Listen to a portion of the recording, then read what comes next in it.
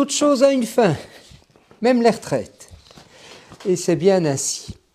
C'est donc aujourd'hui officiellement le dernier topo, mais l'avantage des retraites en visioconférence, c'est qu'on arrête quand on veut. Et donc j'avais prévu initialement de vous parler aujourd'hui de deux missions, la mission prophétique avec le prophète Isaïe et également la mission de Marie qui est celle de l'Église puisqu'elle en est l'icône parfaite et la mère. Mais voilà, en 25 minutes c'était un peu une gageure, donc je le ferai en deux fois, ce sera peut-être un peu plus court aujourd'hui.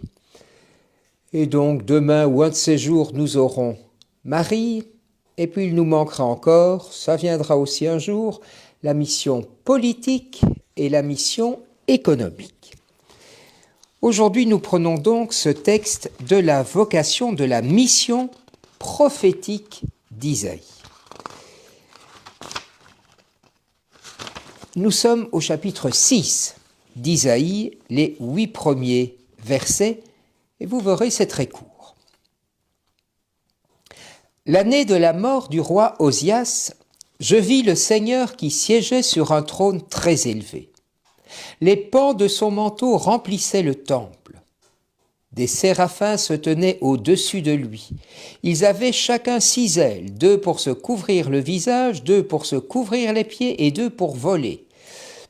Ils se criaient l'un à l'autre, « Saint, Saint, Saint le Seigneur de l'univers, toute la terre est remplie de sa gloire. » Les pivots des portes se mirent à trembler à la voix de celui qui criait, et le temple se remplissait de fumée. Je dis alors, malheur à moi, je suis perdu, car je suis un homme aux lèvres impures, j'habite au milieu d'un peuple aux lèvres impures, et mes yeux ont vu le roi, le Seigneur de l'univers. L'un des séraphins vola vers moi, tenant un charbon brûlant qu'il avait pris avec des pinces sur l'autel. Il s'approcha de ma bouche et dit, « Ceci a touché tes lèvres, et maintenant ta faute est enlevée, ton péché est pardonné. » J'entendis alors la voix qui disait, « Qui enverrai-je ? Qui sera notre messager ?» Et j'ai répondu, « Me voici, envoie-moi. » Nous sommes donc aujourd'hui en compagnie d'Isaïe, ou d'Ésaïe, ou mieux encore de Jésaïe. Et quand je le prononce ainsi, Jésaïe, vous entendez Jésaïe, Josué, Jésus. C'est donc 3 fois le même nom. Dans les 3 cas, cela veut dire Dieu sauve. Dieu sauve en lui-même, Dieu sauve d'une façon toute particulière en Jésus, son unique, son bien-aimé, mais puisque le chrétien est imitateur du Christ, nous devenons tous des Jésaïe, des Isaïe. Dieu va sauver à travers nous. Et donc ce texte est très inspirant puisqu'il nous dit quelle est notre mission première. Première chose, l'année de la mort du roi Osias. Quand Dieu m'appelle pour m'envoyer en mission, c'est toujours dans un temps déterminé, dans un temps qui n'est pas en dehors du temps. Il y a un événement qui arrive et qui fait irruption dans l'histoire. Ce qui se passe donc l'année de la mort du roi Osias. On pourrait dire l'année où maintenant, les années de la Covid.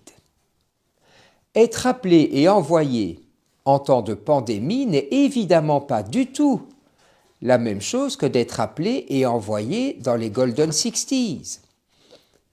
Et pourtant, dans les 2 cas, il s'agit d'être prophète. Avouez que c'est quand même étonnant. On nous dit la mort du roi Osias. De façon assez logique, on dirait normalement l'année du début du règne du roi Yotan, son successeur. On dit rarement l'année de la mort de Jean-Paul Ier, mais l'année où Jean-Paul II a commencé sa mission. Non pas l'année où Benoît a décidé d'arrêter, de démissionner, mais l'année où François est devenu pape, l'année où Philippe est devenu roi. Si on nous dit donc ici l'année de la mort du roi Osias, c'est que ça a un sens. Car en fait, nous allons avoir ici deux rois. Osias d'un côté, vous devinez déjà maintenant que ce n'est pas le bon, et de l'autre côté, le Seigneur, dont on nous a fait une description énorme. Première chose donc qu'on devine, je vais y arriver, mais on le devine déjà dans l'expression la mort du roi Osias. Première chose que ça nous dit, c'est que rien n'arrête, absolument rien n'arrête l'action de Dieu dans le monde. Que ce soit des événements positifs, l'année où l'homme a marché sur la Lune, 69 je pense, ou bien négatifs, l'année où la pandémie a sévi en Belgique, l'année de la mort du roi Osias. Mais c'est d'autant plus important, on le comprend facilement, que c'est dans des moments de crise qu'il est le plus important de dire que Dieu arrive. Et les prophètes vont surtout venir dans des temps de crise pour inviter à la confiance, pour inviter à l'espérance. Un temps déterminé, l'année de la mort du roi Osias. On va y revenir grâce au lieu. Le lieu, ensuite. Nous sommes dans le temple, la maison de Dieu, qui est à Jérusalem, Yerushalayim, je vous le rappelle, la ville de la paix. Nous en avons déjà parlé. Ce temple qui a été construit par le roi Salomon, où est l'arche du Seigneur, où est le lieu de l'alliance. La mission est toujours liée à l'alliance. C'est parce que Dieu fait alliance avec moi qu'il m'envoie. Grand changement aujourd'hui. Je vous le dis souvent, nous n'avons plus de temple. Nos églises, si grandioses soient-elles, même la basilique Saint-Pierre à Rome n'est pas le temple de Dieu. Si pour les Juifs la destruction du temple est un malheur sans nom, la destruction de Saint-Pierre à Rome serait un malheur, mais pas sans nom. Parce que Dieu habite le temple de Jérusalem, mais rappelez-vous, nous sommes désormais le temple de l'Esprit. Autrement dit, je résume, Dieu arrive dans un temps déterminé, 2021, dans un lieu déterminé, moi, le cœur de mon cœur. Voilà où Dieu va se manifester à moi. Alors, ce bon roi Osias, on imagine que donc Jésaïe est un peu inquiet. Le roi va mourir. Et donc, c'est beau, il va au temple et il se demande, c'est vraiment aujourd'hui, est-ce qu'il va y avoir un déclin économique? Est-ce qu'il va y avoir une famine avec la mort du roi Osias? C'est identiquement ce que nous vivons aujourd'hui. Quelle est la crise sociale dans laquelle nous sommes? La crise économique, et nous nous rendons bien compte qu'il n'est qu'un début. Le prophète, dans les textes précédents, car c'est étonnant, mais le récit de la vocation d'Isaïe devrait se placer au numéro 1, au chapitre 1, mais il n'est qu'au numéro 6. Il nous dit avant ça qu'il ne faut jamais placer notre confiance dans l'homme. Vous allez le voir, Isaïe va être frappé, c'est la grande description qui suit après, par la grandeur, par la sainteté de Dieu. Ce qui n'est pas vraiment le cas d'Osias. Osias a été un bon roi. Il a fait de Juda un royaume très puissant, un royaume prospère. C'est Monaco. L'argent y coule à flot. D'où on comprend, évidemment, qu'Isaïe se dit, mais après lui, après Albert de Monaco, est-ce que ça ne va pas être la catastrophe, quoi? Est-ce que les monégasques ne vont pas aller en Italie ou en France? Et en même temps, il avait une force terrible, hein. Il a soumis les Philistins, les Arabes, les Ammonites, et ceux-ci doivent lui payer un tribut. Donc les finances de Monaco augmentent encore grâce au peuple qu'il a abattu et donc qui doit payer. Mais, comme souvent, hein, toutes ces réussites sont montées à la tête d'Ozias. Et donc, au sommet de sa gloire, il oublie qu'il doit sa gloire à Dieu. Car vous le savez bien, chez les Juifs, il n'y a qu'un roi, c'est Dieu, et les autres rois sont rois à la place, à la manière de Dieu, envoyés par Dieu. Attention donc à notre mission. Nous devenons des Jésus, Dieu sauve, mais attention de ne pas prendre la place de Jésus comme l'a fait Ozias.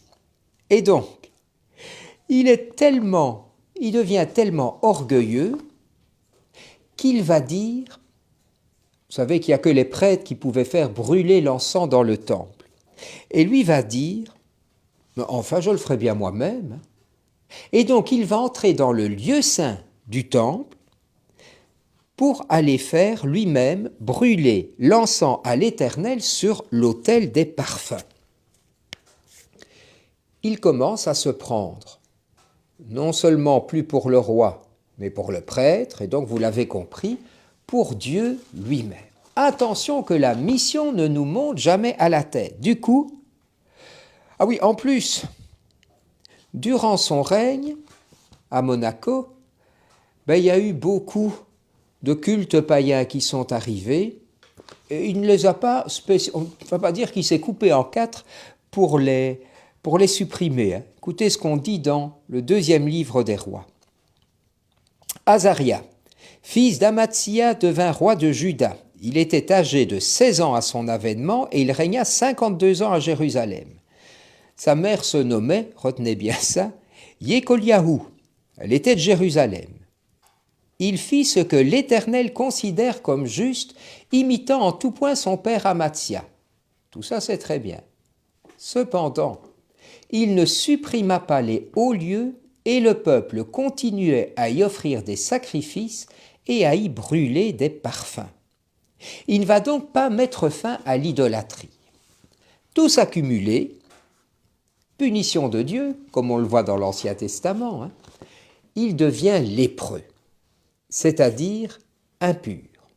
Et donc on va l'écarter du pouvoir et il va finir son règne dans une cabane. On ne devrait donc pas traduire l'année de la mort du roi Ozias, mais l'année où le roi Ozias a été écarté du pouvoir. Mais vous l'avez compris, ce n'est pas une erreur, c'est la même chose évidemment. Puisqu'il est impur, il est déjà mort en quelque part. Quand je me prends pour Dieu dans ma mission, je suis déjà mort. Et donc, enfin arrive la mission. Cette mission, elle va être en 3 temps. 1. La seigneurie de Dieu. 2. La crainte d'Isaïe. Et 3. La vocation elle-même. Tout d'abord, la seigneurie de Dieu. C'est très grand, hein? Je vis le Seigneur qui siégeait sur un trône éternel, trône très élevé. Il est donc roi.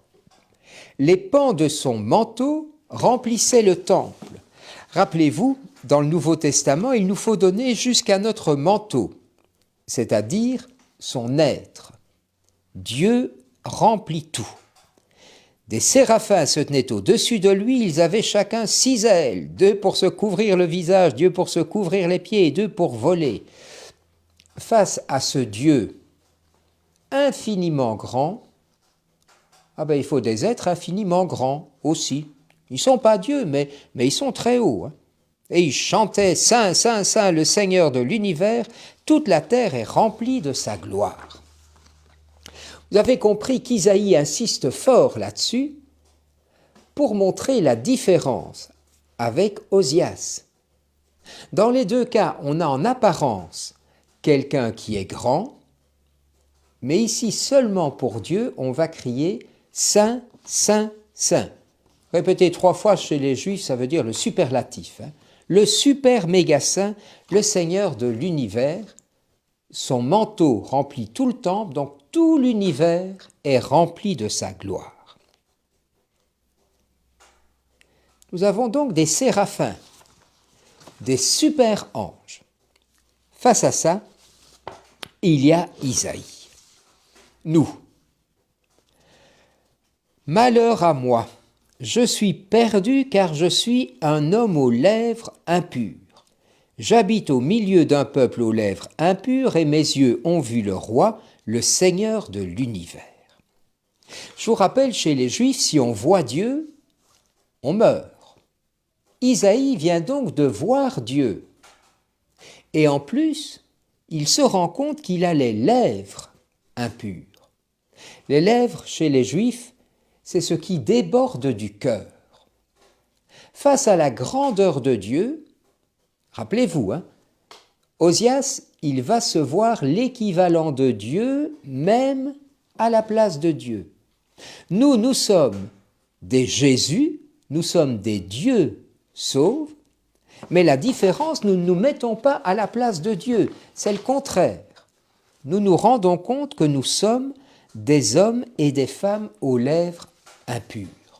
Nous nous rendons compte que si Dieu devait attendre que nous soyons parfaits ou saints pour annoncer, pour être envoyés en mission, il peut encore attendre. Mais qu'est-ce qui se passe? L'un des séraphins vola vers moi, tenant un charbon brûlant qu'il avait pris avec des pinces sur l'autel.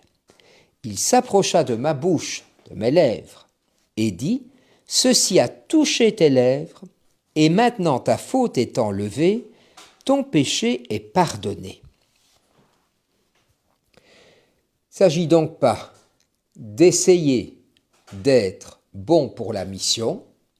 Impossible, je suis un homme aux lèvres impures, mais laisser le méga-giga ange, vous l'avez compris, c'est Dieu lui-même, venir dire « tes lèvres impures, je les rends pures, ton péché est pardonné. » Dieu nous prend comme nous sommes, mais voilà qu'il va nous transformer pour être missionnés, comme on dit, pour être envoyés. Et enfin, dernier tableau, très court, J'entendis la voix du Seigneur qui disait « Qui enverrai-je? Qui sera notre messager ?» Et j'ai répondu « Me voici, envoie-moi. » La vocation d'Isaïe est donc son envoi en mission, puisque Dieu demande « Qui enverrai-je? Qui sera mon messager ?» Très courte. Me voici, envoie-moi. Première, me voici. Etche. On en reparlera demain, ou un de ces quatre. Voici la servante du Seigneur. Non pas me voici, moi qui suis tatatam, Osias. Non, me voici. Tu me connais. Comme dit le psaume 138, tu me scrutes et tu sais. Tu connais ma vie, Seigneur. Mais je me mets devant toi. Me voici. Et envoie-moi, pourquoi? Parce que tu l'as décidé. Aujourd'hui donc, pour résumer, et parce qu'il sera vite temps d'atterrir, nous devons dire, pour être envoyés, me voici, envoie-moi. Première chose donc, me voici.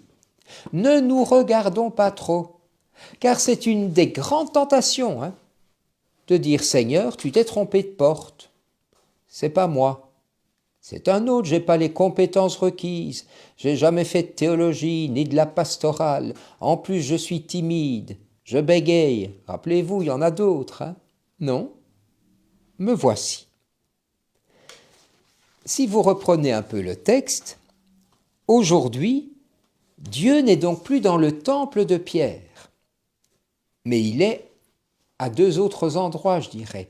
En ce lieu, en ce temps du carême, il est dans son Fils, dans son corps livré, crucifié, mais qui va être relevé de la mort. Et c'est signifié par le manteau d'Isaïe qui deviendra, rappelez-vous, le manteau rouge dont Jésus va être couvert, un manteau d'humiliation. Et en même temps, nos lèvres, elles, qui étaient des lèvres impures, deviennent des lèvres pures, et nous le disons par le mystère de la mort et de la résurrection, de la passion et de la résurrection du Seigneur. C'est ainsi qu'il a touché nos lèvres.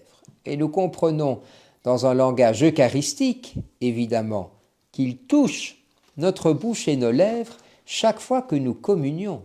Seigneur, je ne suis pas digne de te recevoir, disons-nous avant de communier, mais dis seulement une parole, touche-moi, et je serai guéri.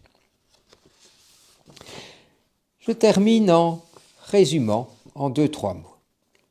Si vous voyez tout ça, le prophète dans l'Ancien Testament, il est 4 choses. Il est inspiré, il voit, il entend, il est appelé. Il est inspiré, c'est-à-dire, puisque le séraphin est venu, il est habité par l'Esprit. Il voit, vous avez vu la scène, il entend Dieu qui lui parle et il est appelé. Pour ça, eh bien, ça nous demande un grand discernement.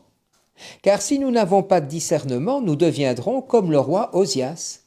Si nous n'avons pas de discernement, eh bien, nous prendrons la place de Dieu au lieu d'être des collaborateurs de Dieu, au lieu d'agir avec Dieu. C'est dans la prière, évidemment, que nous allons d'abord être inspirés. Évidemment, ce Saint-Esprit, nous l'avons reçu le jour de notre baptême. Ça tombe sous le sens. Mais comment voulez-vous? Il est un peu comme ce feu. Si de temps en temps on ne remet pas du bois, il va s'éteindre, évidemment. Le prophète est quelqu'un in spiritu, inspiré, qui est dans l'Esprit Saint. Le prophète est quelqu'un qui voit et qui entend. On va d'abord mettre qui voit. Je vous l'ai dit, le prophète, il est dans un monde bien précis. Nous ne pouvons être vraiment prophètes dans cette pandémie, dans notre Belgique, il y en a peut-être qui nous écoutent ailleurs, mais peu importe, que si nous regardons, que si nous voyons la situation. Rappelez-vous, le Samaritain, le bon Samaritain, il va voir l'homme qui est là. Il ne peut s'en approcher que parce qu'il l'a vu au préalable. Il entend. Je ne peux pas être envoyé, ça va de lien avec qui entend et qui est appelé. Je ne peux pas être appelé si d'abord je n'ai pas entendu la voix du Seigneur. Je vous souhaite évidemment de ne pas entendre sa voix. Sinon, il y a des instituts spécialisés. Mais la voix du Seigneur, où est-elle? Je dirais un peu de 3 côtés ou de 4 côtés, si vous voulez. Comment pouvons-nous entendre la voix du Seigneur? Premièrement, c'est le plus simple, dans sa parole. Tous les jours, le Seigneur me parle. Je relis un Xème livre sur François d'Assise. Mon église est en ruine, va et rebâtis mon église. Il n'a pas entendu des voix.